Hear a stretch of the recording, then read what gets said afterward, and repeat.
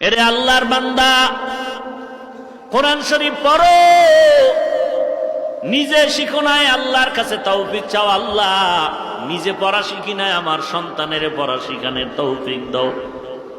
ও আল্লাহ, এমন একটা সন্তান দাও আমার কবরের কিনারায় গিয়ে যেন আমার সন্তান পড়ে আলহামদুলিল্লাহি রাব্বিল আলামিন। ঈসা নবী রাস্তা দিয়া যায়, হঠাৎ দেখে কবরের মধ্যে আযাব চলতেছে। ঈসা নবী চলে গেলেন, কিছুদিন পরে আবার ওই রাস্তা দিয়া যায়, আজকে তাকায় দেখে ওই কবর থেকে মেশকের ঘ্রাণ পাওয়া যায়। আল্লাহর কাছে জিজ্ঞাসা করলেন, হে মালিক, কয়েকদিন আগে দেখলাম কবরের মধ্যে আযাব, আজকে কেন কবরে মিশকের ঘ্রাণ পাওয়া যায়? আল্লাহ বলেন, ঈসা এই বান্দার দুনিয়া থেকে বিদায় কালে গুনাহগার হয়ে আসছে, আযাব চলতেছিল, কিন্তু একটা সন্তান রাখি আসছে।